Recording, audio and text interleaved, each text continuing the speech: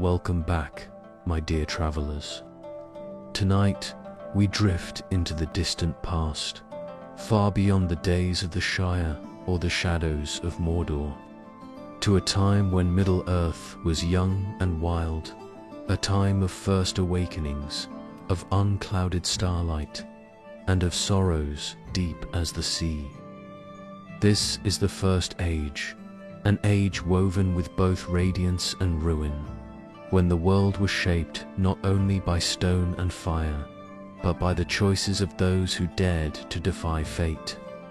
Before we continue, I want you, lovely listeners, to comment down below where you're from and what time it currently is. Let the gentle hush of the wind over ancient hills guide you now. Let the rivers that no longer flow and lands now lost beneath the sea speak softly through the mists of memory. In this quiet hour, we will remember the glories and griefs of a time when legends walked beneath the stars. So close your eyes, breathe deeply, and let the tale begin.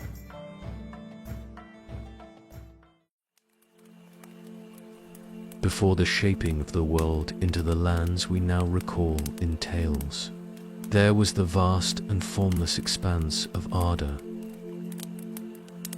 born from the great music of the Ainur, those mighty spirits that sang at the dawn of time. Arda was fashioned in accordance with themes laid out by Ilúvatar, the One.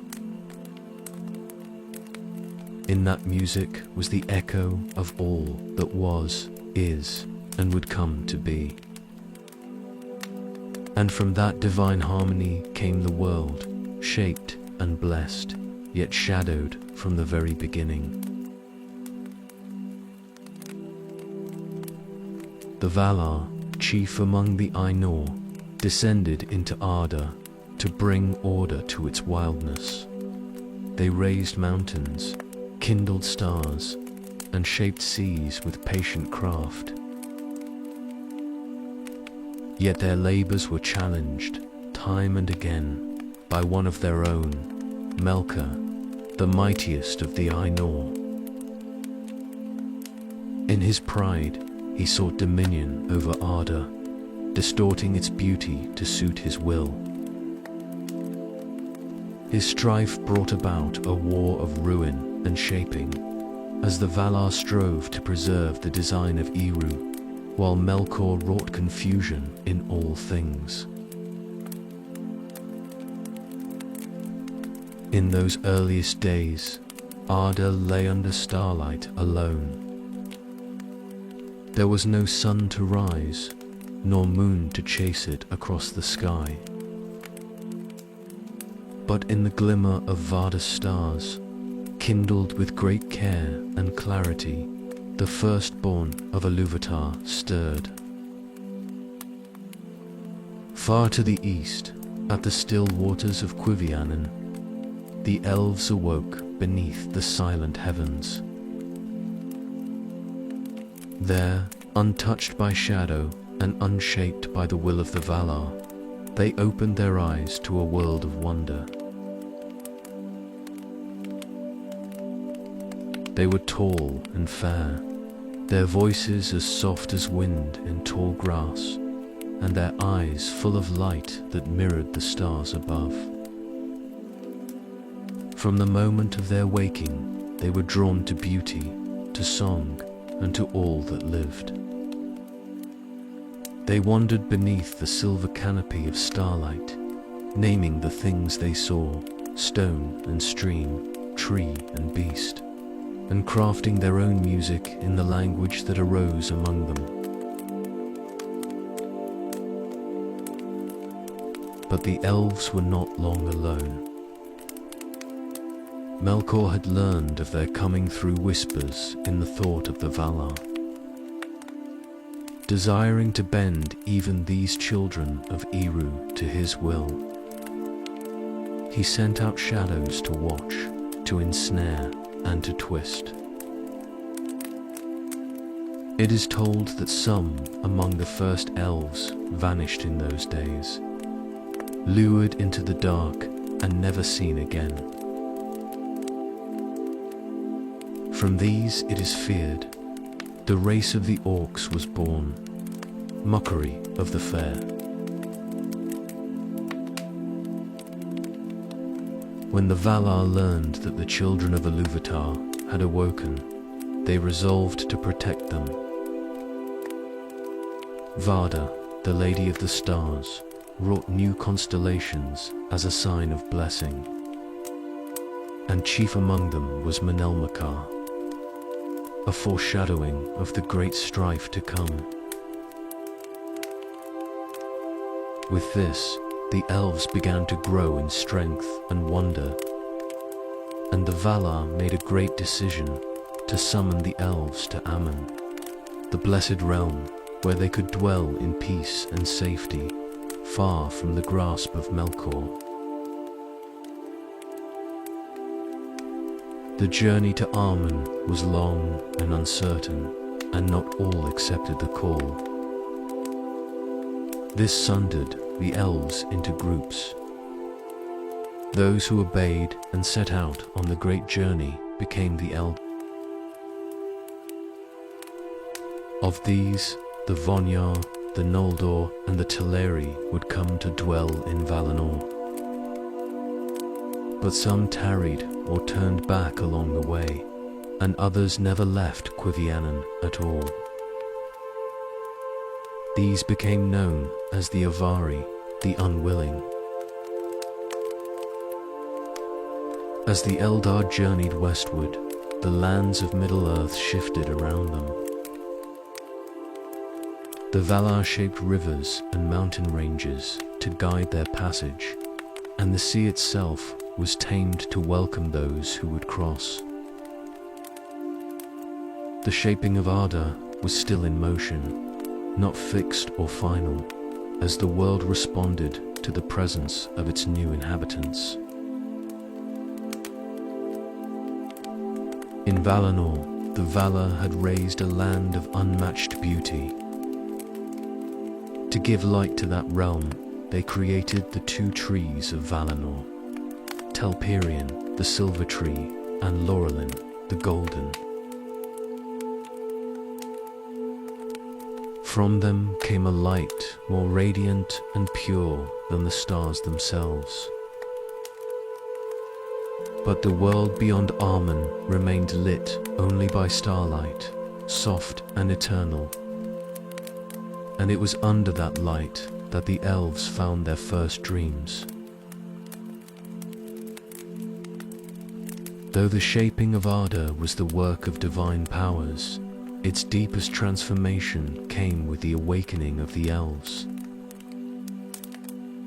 They were the first to name the world, to love it not as makers, but as children seeing a home. In their presence, the earth felt new again. And so the First Age truly began, not marked by calendars or crowns, but by the breathless moment when starlight touched unblinking eyes for the first time. In that moment, the world was changed forever. But even as the elves awakened and the stars shimmered high above, the shadow of Melkor had already begun to move across the face of Arda. From the first shaping of the world, he had sought dominion, not out of stewardship or care, but from a will to master and possess. In the great music before time began, his voice had risen in discord, weaving themes of his own design into the harmony of creation. And though Ilúvatar had folded even that discord into the greater symphony, the seed of Melkor's rebellion was never stilled. Among the Valar, Melkor had been the most powerful. He had descended into Arda with the full measure of his strength, claiming vast regions for himself. There he built dark fortresses and gathered followers among the lesser spirits, corrupting many of the Maya to his cause. While the other Valar toiled to bring order to the world, Melkor sought to unmake their work, bringing ruin to all that he could not rule. In those early ages, Melkor wandered across Middle-earth, sowing fear and darkness. He poured his power into flame and frost, raising mountains to hinder, poisoning waters to spoil, and twisting creatures into monstrous forms. At Utumno, in the far north of the world, he established his first great stronghold. From there, he spread his influence, cloaking the stars and turning wide regions of Arda into lifeless wastes. For a time, Melkor's dominance went unchallenged. Yet the Valar, at last, arose in might to confront him. In a war that reshaped the world, they marched north and broke Utumno's gates. Melkor was taken in chains by Tolkas the Strong, and Arda trembled as the power that had once ruled in shadow was cast down. Bound in iron and brought before the thrones of the Valar, Melkor was judged and imprisoned in the halls of Mandos for 3 long ages. During this time of peace, known as the Years of the Trees, the light of Telperion and Laurelin nourished Valinor. The elves who had reached Armen dwelled in beauty and learning, growing wise in the presence of the Valar. Chief among the Noldor was Feanor, the most gifted of elven craftsmen. From the mingled light of the 2 trees, he wrought the Silmarils, 3 perfect jewels that held within them a light so pure that even the Valar were in awe. But peace in Arda was not to last. At the end of his sentence, Melkor was released, appearing humble and contrite. Though some among the Valar doubted him, he was permitted to walk free in Valinor. There, under the golden and silver light of the trees, Melkor concealed his true intent. In secret, he sowed lies among the Noldor, stoking pride and suspicion. He whispered that the Valar sought to bind the elves, that they were denied their rightful dominion over Middle-earth. His words took root in the hearts of many, especially in Feanor. Tensions grew among the Noldor, and strife arose between Feanor and his kin. When he drew sword against his brother Fingolfin, the Valar intervened. Feanor was exiled from Tirion and withdrew to Formenos, taking the Silmarils with him. It was then that Melkor revealed his hand. Fleeing Valinor with the aid of Ungoliant, a monstrous being of shadow and hunger, he returned in secret and struck a blow that would darken the world. In a single, terrible act, Melkor and Ungoliant destroyed the 2 trees of Valinor, draining their light and plunging Armen into night. In the confusion that followed, they came to Formenos, where Melkor slew Finwë, the High King of the Noldor, and stole the Silmarils. With Ungoliant, he escaped northward and returned to Middle-earth. There, upon the ruins of Utumno, he raised a new fortress, Angband, and within it, the triple-peaked stronghold of Thangorodrim. Now fully revealed in his malice, Melkor took for himself a new name, Morgoth, the black foe of the world, as he was cursed by Feanor and all the Noldor. His power grew once more, and he filled Angband with foul servants and dark sorceries. Orcs, Balrogs, and other twisted creatures flocked to his banners.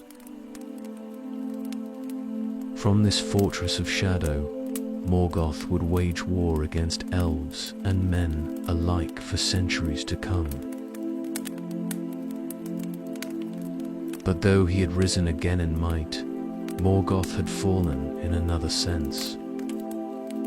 No longer the majestic valor he once was, he had poured much of his native power into his works, into the breeding of armies, into the fortifying of his realm, and most of all, into the Silmarils.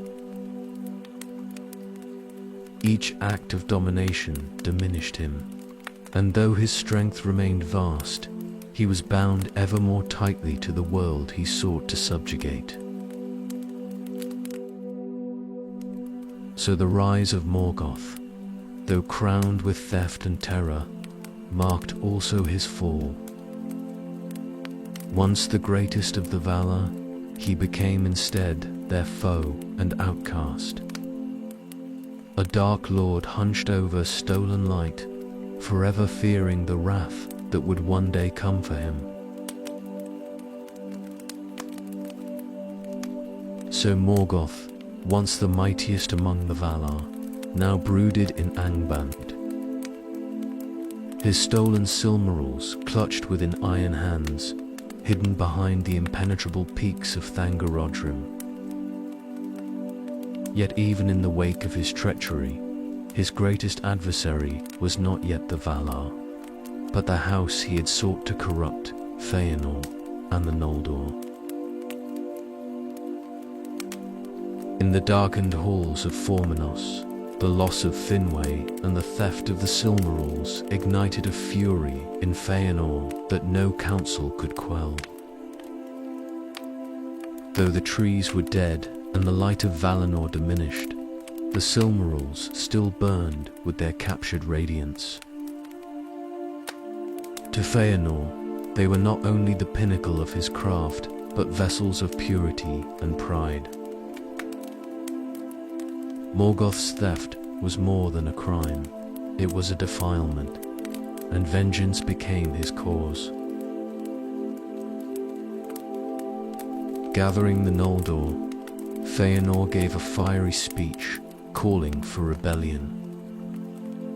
He named Morgoth as the Black Foe, vowing to pursue him and reclaim the Silmarils at any cost. In his passion, he persuaded many of the Noldor to follow him into exile, away from the Blessed Realm and back into the vast lands of Middle-earth. But before they set out, Feanor and his 7 sons swore a terrible oath, binding themselves to pursue with undying wrath any who should withhold a Silmaril from their grasp. This oath, unbreakable and merciless, would cast a long and grievous shadow over all the First Age. Not all the Noldor supported Feanor's cause. Fingolfin, his half-brother, counseled caution but ultimately chose to follow, unwilling to abandon his people to strife or division. With him came his son Fingon and other nobles of their house. Thus the host of the Noldor was divided in spirit, even as it marched beneath the same stars. The first act of sorrow came swiftly.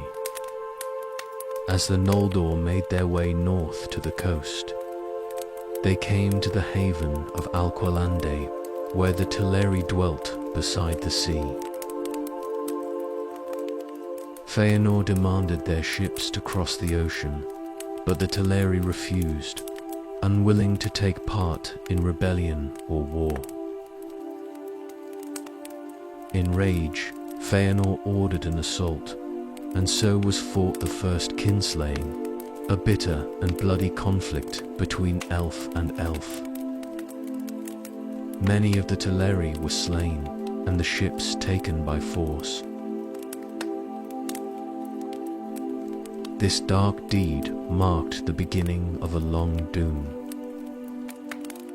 When the Noldor reached the cold northern coasts, they found the Helcarax, an unending waste of grinding ice and bitter winds, blocking the path to Middle-earth. Feanor, impatient and unrepentant, took the stolen ships and crossed with his followers, abandoning Fingolfin's people to the perilous ice. Once ashore, Feanor burned the ships at Lasgar, cutting off all retreat and sealing his betrayal. In those harsh northern wastes, Fingolfin and his people endured the torment of the grinding ice. Many perished along the way, lost to the cold or broken beneath treacherous flows. Yet they pressed on, bound by pride and the will to reach Middle-earth. When at last they emerged from the Helcarax, the rising of the moon greeted them, a new light in a world changed forever. But long before they set foot again upon Middle-earth's shores, the Valar had spoken. As the host of the Noldor passed from Valinor, they were halted by a figure shrouded in gloom, Mandos, the doomsman of the Valar. His voice rang out across the land, and what he declared would become known as the Doom of Mandos.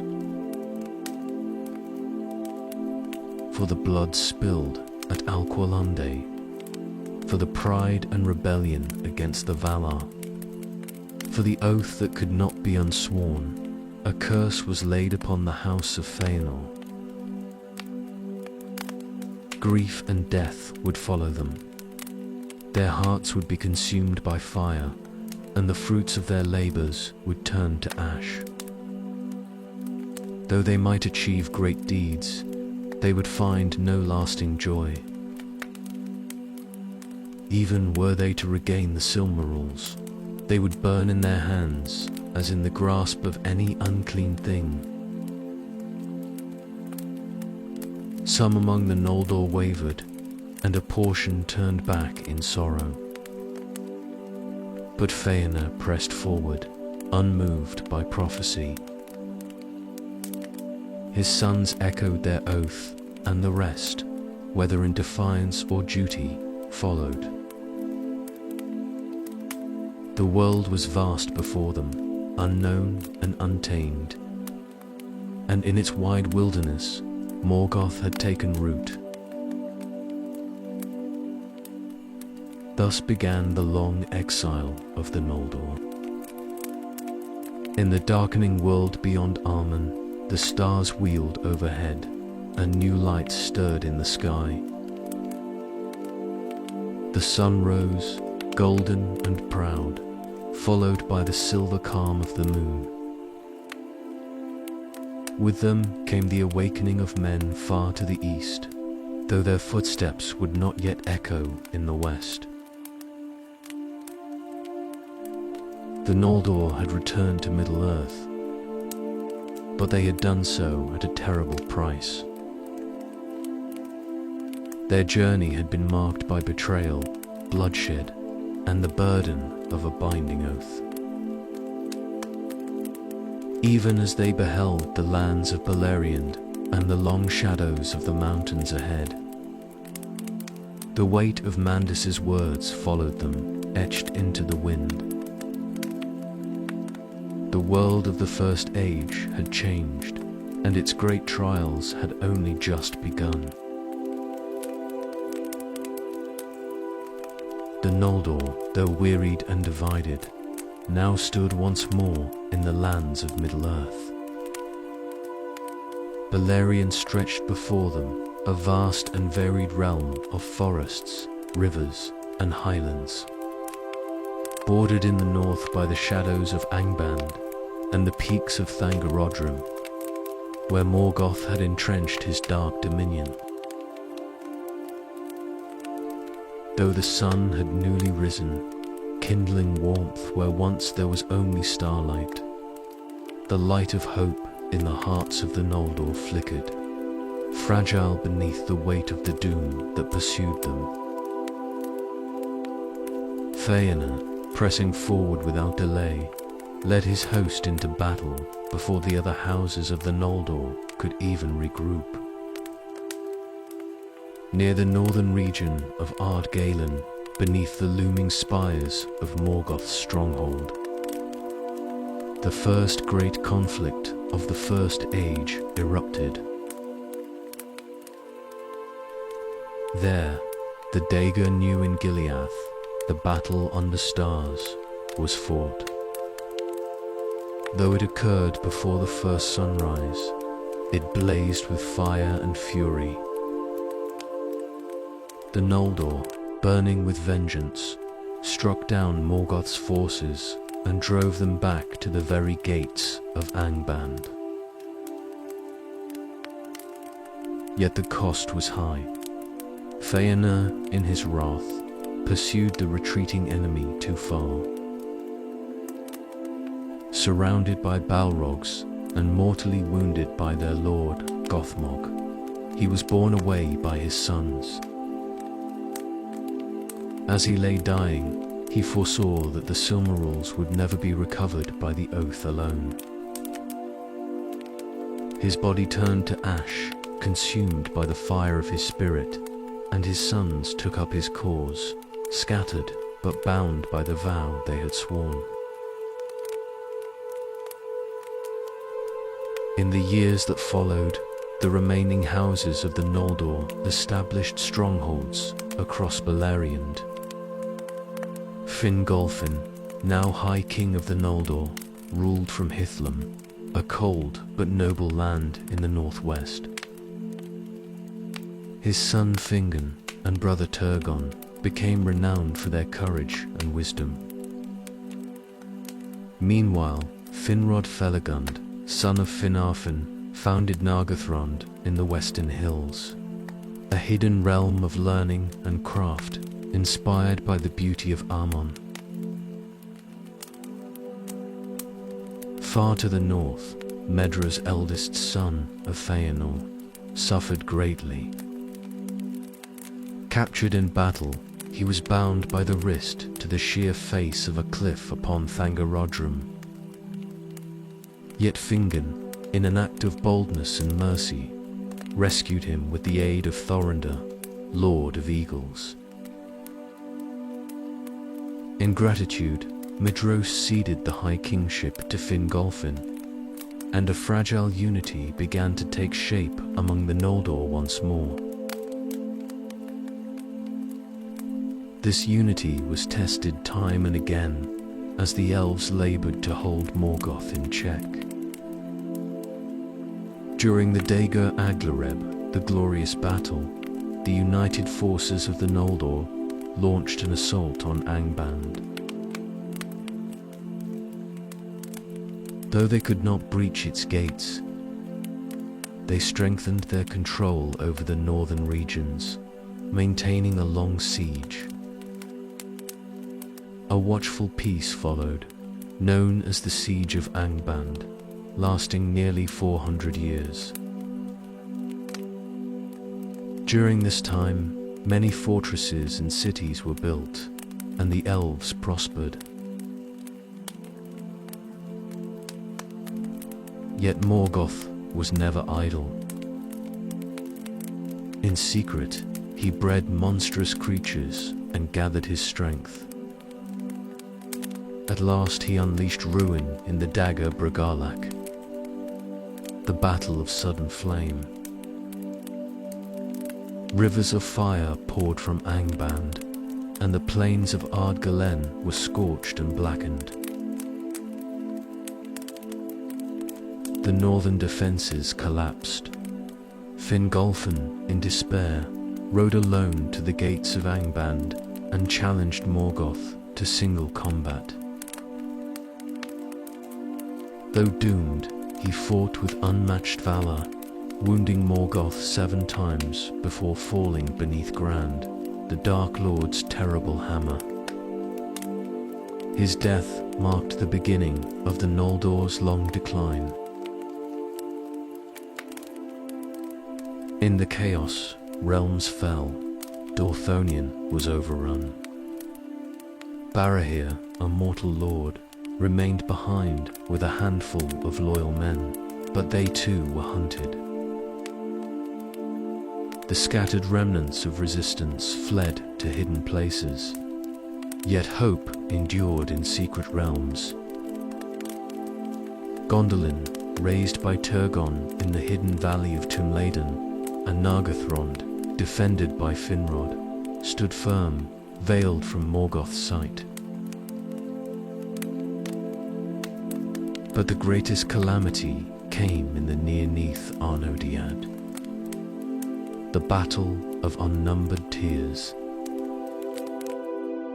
In this vast and terrible war, elves, men, and dwarves united in one final attempt to break Morgoth's power.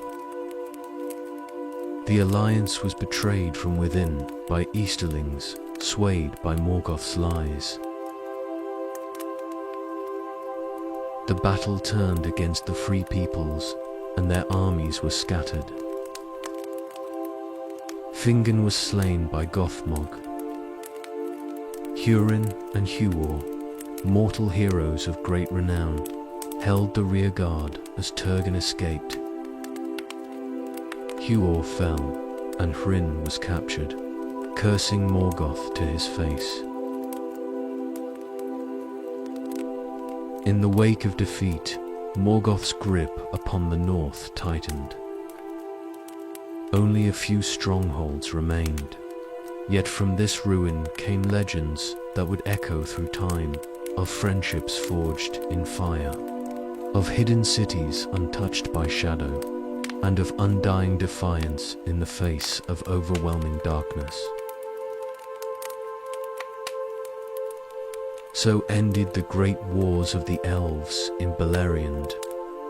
For though the flame of resistance remained, the tide had turned. Morgoth, though wounded, endured, and the Noldor, once proud exiles under the stars, now bore the weight of sorrow unmeasured. In the shadowed years that followed the near-Neath Arnodiad, when the hopes of the Noldor had waned and the land lay bruised under Morgoth's dominion, a new kindred stirred in the far reaches of the world. The race of men, long fated to awaken after the elves, had arisen in the eastern lands of Middle-earth, beneath the new sunlit skies. Their coming had been foreseen. Unlike the elves, whose fate was bound to the world until its end, men were marked by the gift of mortality, a freedom from the circles of the world, and a mystery even to the Valar. Many of them wandered westward in search of lands unspoiled by shadow.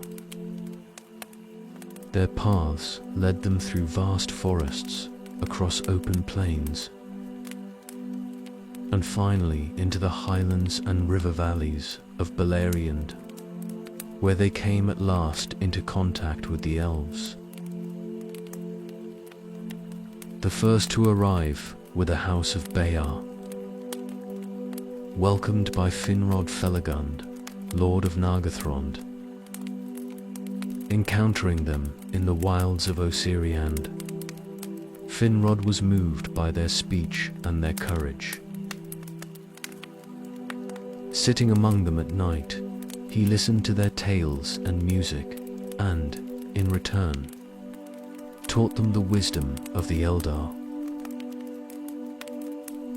A deep bond formed between Finrod and Bayers, people and the House of Baer became steadfast allies to the elves. Soon after came the House of Halath, a proud and independent folk who chose to dwell in the forested lands of Brethel, holding the crossings of the river Syrian.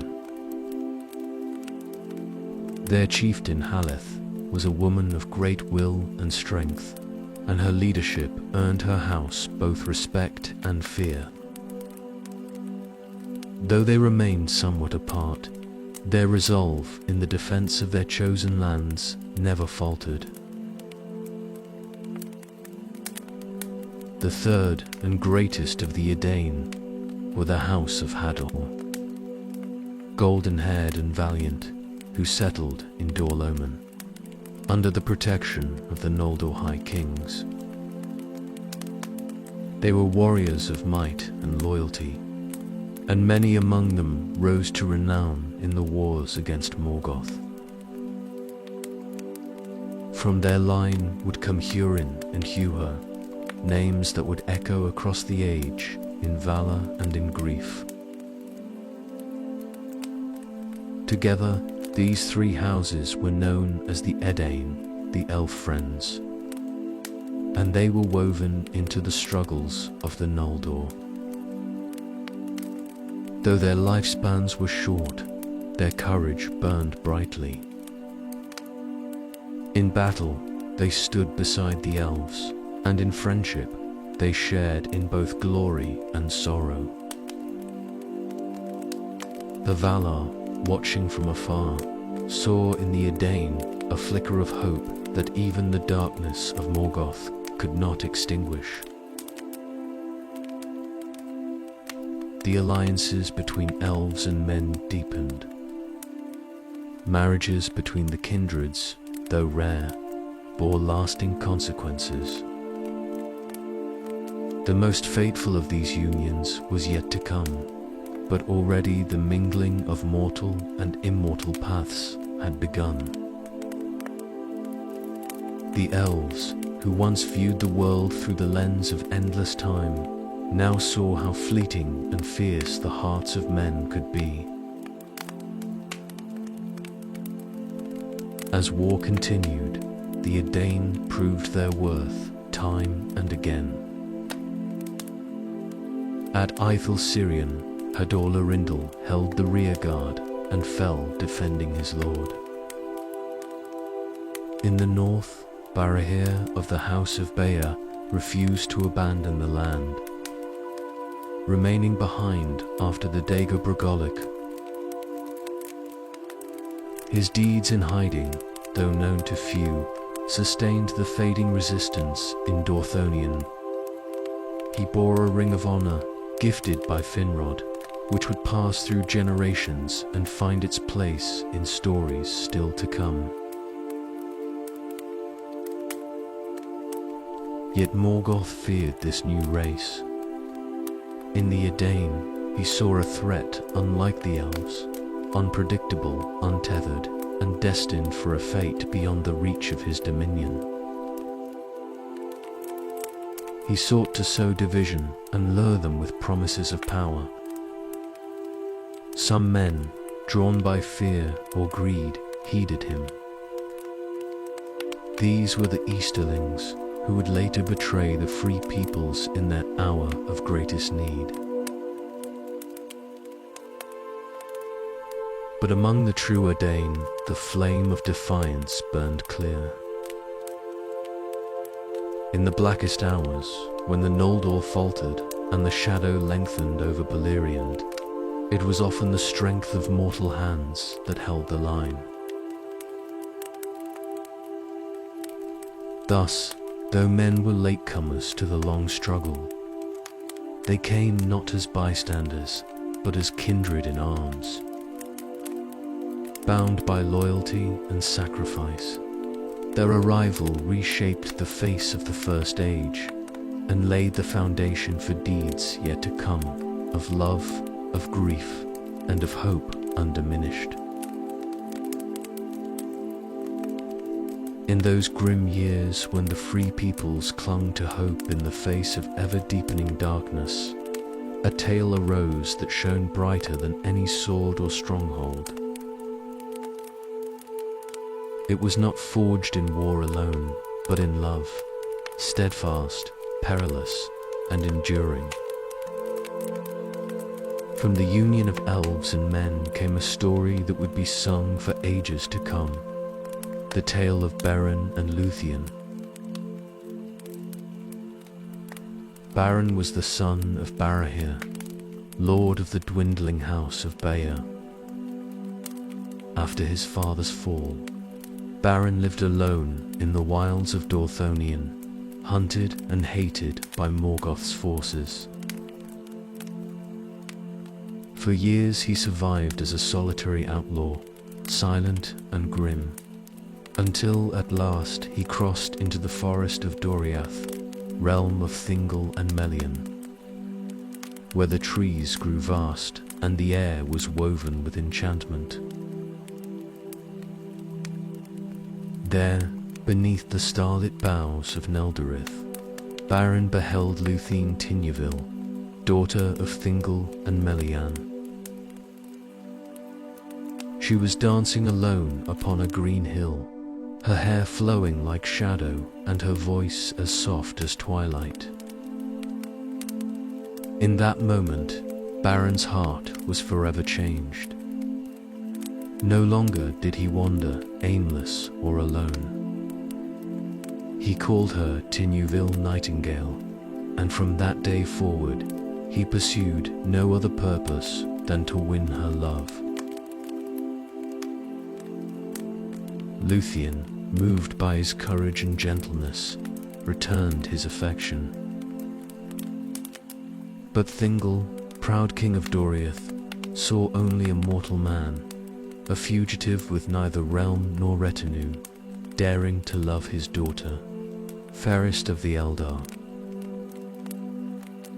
In wrath and pride, he gave Beren an impossible challenge. To win Luthien's hand, he must first recover a Silmaril from the Iron Crown of Morgoth himself. It was a doom-laden demand, born of scorn, but Beren accepted it without hesitation. For the sake of love, he would do what even kings had not dared. Though Thingol believed he had sealed Beren's fate, Luthien would not be parted from him. She escaped the guarded halls of Menegroth and followed him into peril. Through shadowed lands and deep caverns, through captivity and rescue, they journeyed together. At Tol in Gorhoth, the Isle of Werewolves, Beren was imprisoned by Sauron, the Dark Lieutenant of Morgoth. But Luthien came to him, cloaked in power drawn from her Maya heritage, singing with a voice that could weave dreams and bend stone. She cast down Sauron and freed Beren. The fortress fell into ruin, and the shadow upon that land was lifted for a time. Their path then turned northward to the most dreadful place in all Middle-earth, Angband, the fortress of Morgoth. There, beneath the peaks of Thangorodrim, Luthien's song brought sleep upon the gates, and even Morgoth himself was beguiled. Before his throne she stood, alone, and wove a spell so potent that the Dark Lord slumbered on his iron seat. With his blade Angrist, Beren cut a Silmaril from Morgoth's crown. But as he attempted to take another, the knife broke and Morgoth stirred. They fled, the Silmaril clutched in Beren's hand. Though they escaped the walls of Angband, their peril was not ended. At the borders of Doriath, they were set upon by Karkaroth, the great wolf bred by Morgoth. In that savage encounter, Beren lost his hand, and with it, the Silmaril vanished into the beast's belly. Wounded and weary, Beren was brought before Thingol once more. Though empty-handed, his courage had moved the heart of the king. Lúthien's love had broken pride, and the challenge was fulfilled. Thingol accepted their union, and Beren was wed to Lúthien in the halls of Menegroth. But their time was brief. Karkaroth, maddened by the holy light of the Silmaril burning within him, brought ruin in his wake.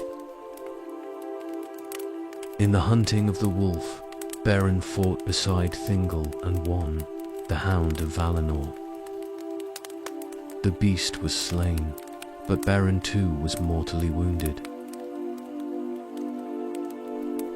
In grief, Lúthien chose not to endure the world without him. Her spirit passed into the halls of Mandos, where no mortal voice had ever pleaded before. There, she sang of love and loss so profound that even Mandos, sternest of the Valar, was moved to pity. By the will of Manwë and the grace of Eru Ilúvatar, Lúthien was granted a fate unlike any other, to return to life with Beren, mortal as he, forsaking the immortality of the elves. Together they dwelt in Arsiriand, apart from war and sorrow, until their days quietly passed. So it was that, in the darkest of ages, love triumphed where swords had failed, and from their line would spring a new hope for both elves and men. As the echoes of Beren and Lúthien's tale faded into the murmuring wind, the land of Middle-earth quaked beneath the weight of an impending reckoning. With Morgoth's power at its zenith in dark Angband, and his malice ever expanding, hope for the free peoples flickered like a candle in an unending storm. Yet, from the depths of despair arose a clarion call to salvation. A summons from beyond mortal ken that would bring forth the long-promised reckoning, the War of Wrath. In the great halls of Armon, the Valar, moved by sorrow and resolve, prepared to intervene decisively in the fate of the world. Foremost among them was Eärendil the Mariner, bearer of the Silmaril, whose light now shone as a beacon of hope to both elves and men. His voyage, set in motion by the desperate entreaties of the free peoples and the despair of the Eldar, carried him across the vast seas and into the very heart of tyranny. Upon reaching the timeless halls, Eärendil besieged Manwë and Vardar to heed the cries of those who had suffered endlessly under Morgoth's oppressive rule. Thus, the host of the Valar was mustered, a mighty army whose radiance was rivaled only by the sorrow of the ages. They descended upon Middle-earth like a celestial tide, their arrival heralding the doom promised to Morgoth. The heavens themselves seemed to weep as the forces of light clashed with the encroaching darkness that had long ensnared the lands of Beleriand. The War of Wrath was waged with a fury and precision unknown in the long years of strife. Armies of elves, men, and even dwarves joined the host of the Valar. They advanced upon the lands corrupted by Morgoth, determined to shatter his hold once and for all. From the shores of the Great Sea to the stony wastes surrounding Angband, the land became a vast battlefield. The dazzling brilliance of the Valar's legions clashed with the oppressive gloom of Morgoth's minions.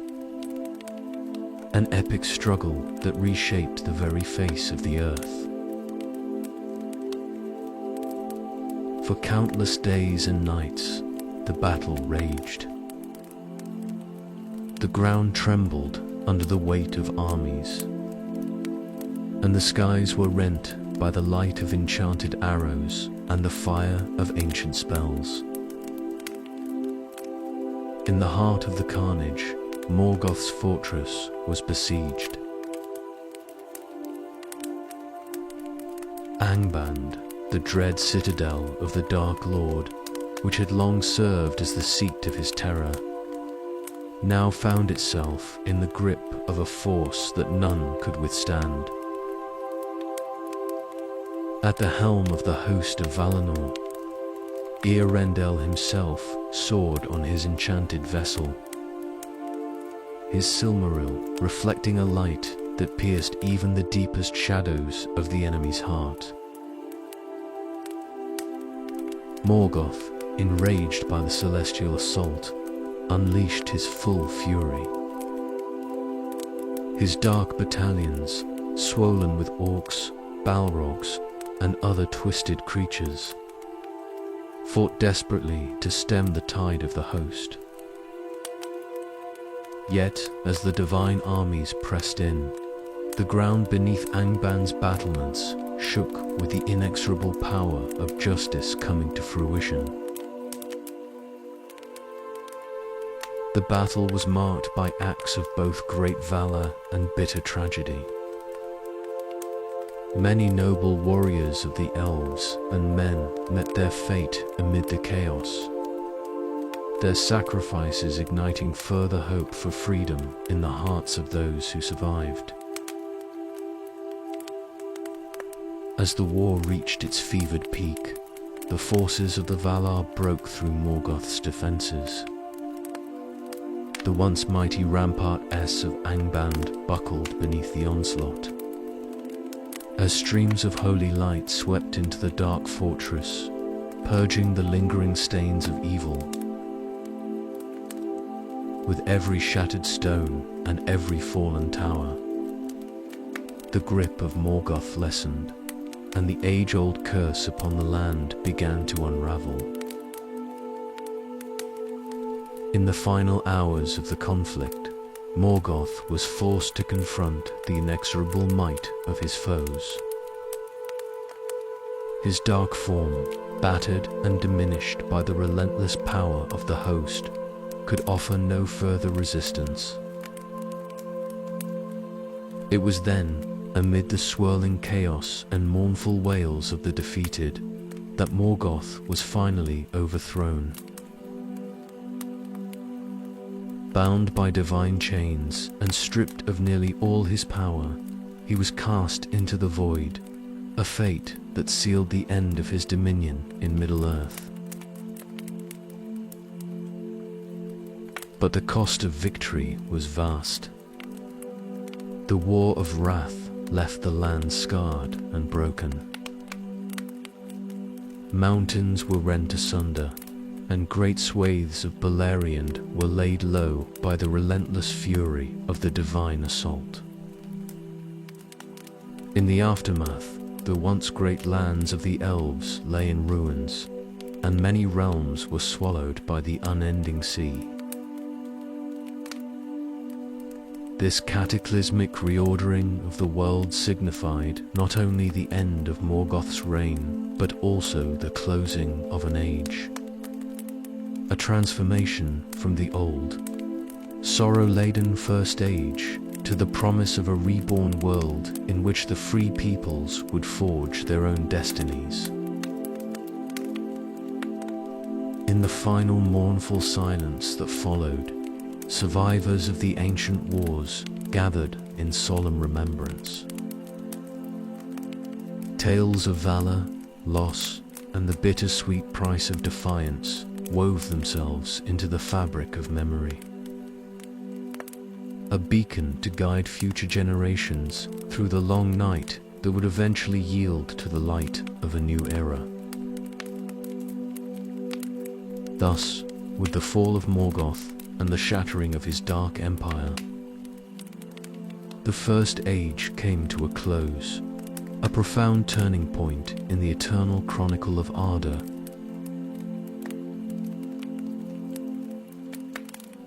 And so, dear traveler, the First Age fades like the last glimmer of starlight before the dawn. The songs of the elves still echo in distant memory, whispering of light lost and love found, of battles fought beneath the stars, and the long shadow that passed at last into silence. Though the world was reshaped and the lands of Beleriand lost beneath the waves, the hearts of those who endured carried the memory forward softly, like a lullaby on the wind. Tonight, we leave behind the high towers and hidden vales, the heroes and sorrows of an age long gone. Let their courage drift beside you now, gently guiding your dreams through the mists of time. May your rest be deep, your spirit calm, and your thoughts as still as the waters of Quivianen on the first night. Sleep well, and good night.